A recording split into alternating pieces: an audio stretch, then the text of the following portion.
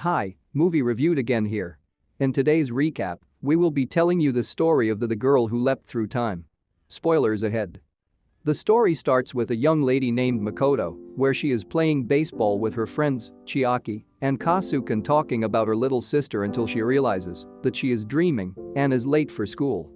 Her entire Monday seems to be filled with unfortunate events. She failed a surprise test, caused a fire in cooking class, and then gets pushed over by two boys playing around. That afternoon, she was given the task of cleaning up the classroom. When she returns the textbook to an empty science lab, she discovers a message that reads, "Time waits for no one." That's when she hears noises in the lab. As she carefully examines the area, something draws her attention. It's a tiny gadget with a red light that blinks. She goes to look into it.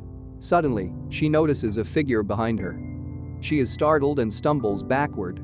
And as her left arm lands on the object, a sequence of bizarre images go through her mind before she eventually finds herself lying on the ground by herself.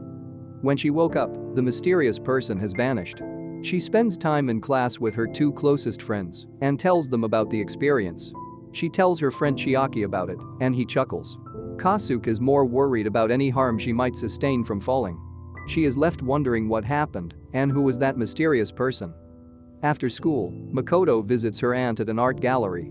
But as she rushes down a hill on her bike, the brakes suddenly give out. She lost control and crashes into a guardrail, throwing her into the path of a passing train. She is sure she is gone. However, as she flies through the air, she actually travels backward in time and landed at the top of the street just before she lost control of her bike. Finally reaching her aunt's place, Makoto explains the strange occurrence. Her aunt explains calmly that Makoto had a time leap, which allowed her to travel back in time a few seconds before the incident that would have killed her. She also mentions that since Makoto knows how it is done, she would be able to do it again if she wanted to. Makoto finds it hard to believe and spends the rest of the evening wondering about it. Then at home, she tries it by leaping off her bed, but she falls to the ground instead. Then she tries again by attempting to jump out of the window. But her little sister stops her, thinking she was attempting for a suicide. She then left the house. Still in her wondering mind, she tries leaping again. She attempts to leap off the edge of a shallow riverbed.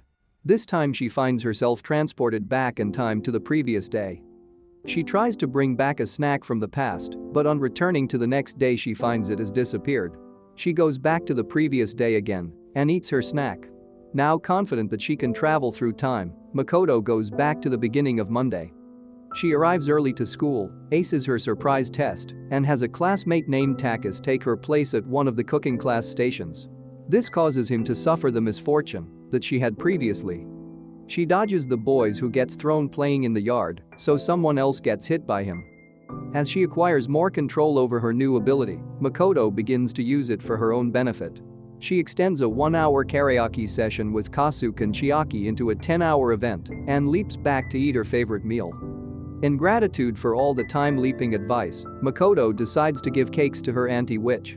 While Auntie Witch is relieved Makoto isn't abusing her power, she worries that by using it so frequently, she may be unintentionally causing inconveniences to other people. Just when she thinks everything is perfect, an unexpected embarrassing situation happens. At a moment when she is alone with Chiaki, the boy asks her if they should be a couple. Makoto, feeling embarrassed by the question, decided to go back in time to change the subject from love to something else. However, it was unsuccessful. Despite her repeated attempts, the same question keeps coming back. Makoto ultimately decided to avoid the conversation by walking home. Her indecisiveness gives the opportunity for Chiaki's admirer, Yuri from the same class, to get close to Chiaki. Makoto informs her aunt that she considers Chiaki to be a friend, but her aunt warns her to exercise caution when using her power.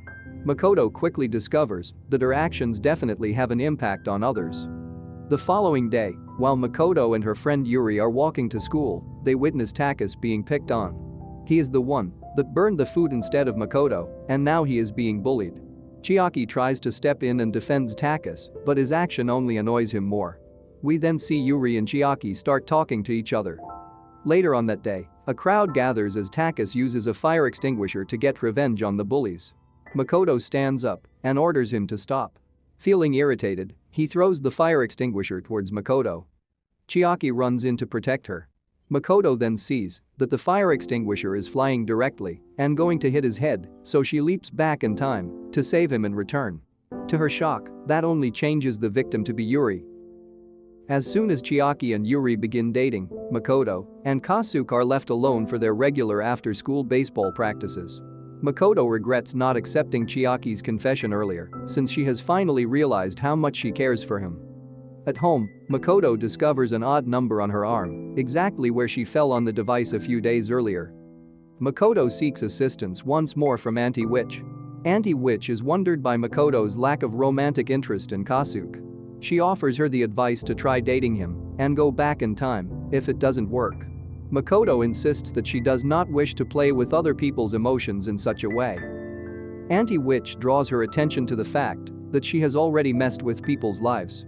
Makoto is shown the painting that Auntie Witch has been restoring. It's an odd painting from a different era by an unidentified artist.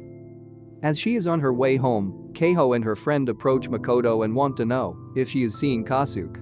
Keiho heard that Kasuke is looking after her grandma in a nursing home. Knowing how considerate and lovely he is, Keiho developed a romantic interest in him. However, when Keiho asked Kasuke out, he claimed that Makoto's impressive performance on the test had inspired him to study harder. After seeing the harm her time travel has done, Makoto decided to put things right. Makoto travels back to Tuesday when Keiho asked Kasuke out. She keeps making an effort to get the two to be together. Makoto unintentionally returns to Monday. But it all works out perfectly. She gets the two boys to push Kasuke into Keiho when they're playing around. The event causes Keiho to suffer a sprained ankle, and because of this, Kasuke steps in to take care of her, sparking their romance. However, Makoto feels happy that she has finally accomplished something positive. But that's when she notices that the number printed on her arm has gone down from 09 to 01, indicating one remaining leap. Makoto returns to the science laboratory after realizing the date in an effort to determine who was there on that particular day. Her focus is diverted though when Kasuke calls and asks to borrow Makoto's bike to bring Keiho to his father's clinic. Makoto suddenly realizes that it is Monday. The same Monday, her brakes failed, almost killing her. Makoto rushes to the same railroad crossing, where she is momentarily relieved not to see Kasuke or Keiho. Her plan to call Kasuke to warn him is delayed by an unexpected call from Chiaki.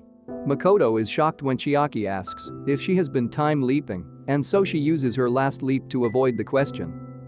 As soon as she hangs up the phone, Kasuke and Keiho ride by. She appeared to have arrived too soon on the street. Makoto races after them in a panic as she watches Kasuke struggles to apply the brakes. Kasuke and Keiho then crash into the guardrail and fly into the path of the approaching train. Makoto closes her eyes and desperately prays for time to stop. When she opens her eyes, she sees the world has been frozen in time. Chiaki shows up there. After that, Chiaki explains that he is from the future. Chiaki reveals that the mysterious object Makoto discovered on the lab floor was actually a charger that belonged to him. He had one last jump to get home. However, he used it in order to save Keiho and Kasuke.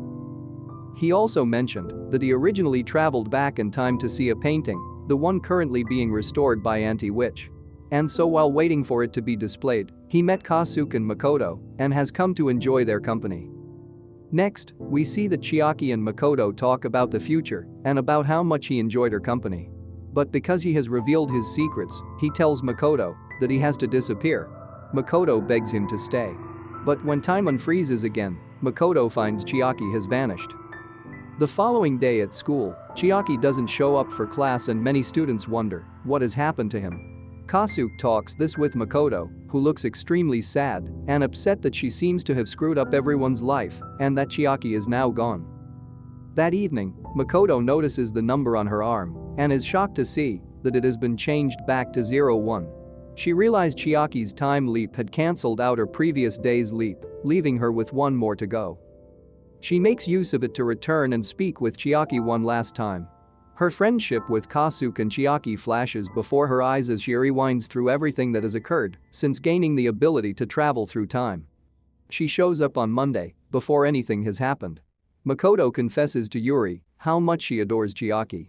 She advises Kasuke not to use her bike and instructs him to bring Keiho and her friend to join their baseball sessions. When Makoto and Chiaki finally meet, she explains everything she has learned from him and told him that he still has that one leap to go. Makoto also promises Chiaki that she will keep the painting so he can view it in the future. Makoto also regrets that she will never hear his confession again because Chiaki has to go back to the future now that his cover has been revealed. The two struggle to express their feelings as they are saying goodbye to each other. Finally, they part ways and we see Makoto starts to cry. As she cries, Chiaki returns and gives her one last hug. He then tells Makoto that he will wait for her in the future. Makoto promises that she will get there as soon as she can. Please subscribe if you enjoyed this recap to receive future notification and support the channel. Thanks for watching.